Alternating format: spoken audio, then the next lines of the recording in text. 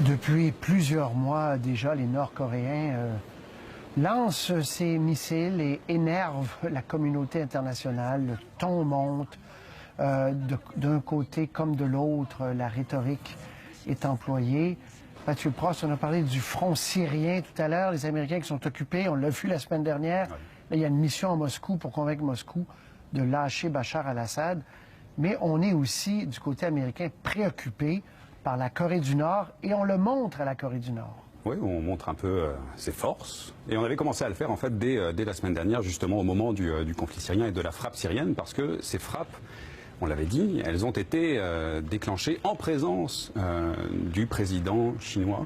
Et entre les lignes, ce que Donald Trump disait à Xi Jinping, c'est en gros, on pourrait utiliser nous aussi la manière forte avec la Corée du Nord.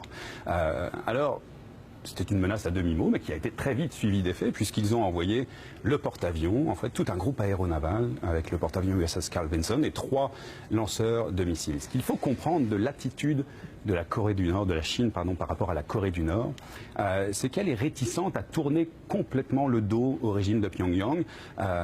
C'est le seul pays dans la région qui n'est pas complètement hostile à la Corée du Nord, et ce qu'ils craignent, c'est que sans l'aide de la Chine, le régime implose totalement et la Chine serait en première ligne. Alors, qu'a dit Donald Trump aujourd'hui? Vous ne serez pas étonné d'apprendre qu'il l'a dit sur Twitter.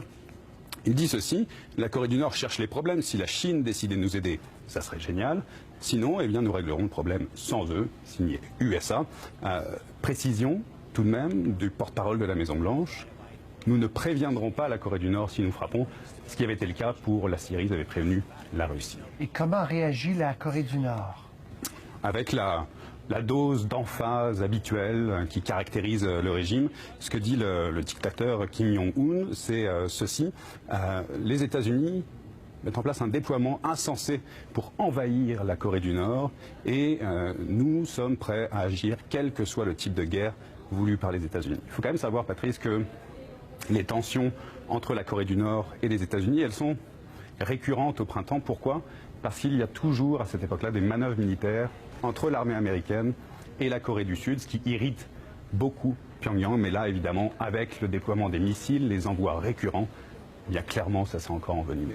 Et le navire, et les navires, devrais-je dire, américains, sont pas loin, là. Ça, c'est du jamais vu qu'on en a envoyé autant, là. Si proche des côtes, en fait, ça s'est jamais vu. Ils étaient partis de Singapour, devaient aller en Australie. Hop, ils sont retournés du côté de la péninsule coréenne pour mettre la pression.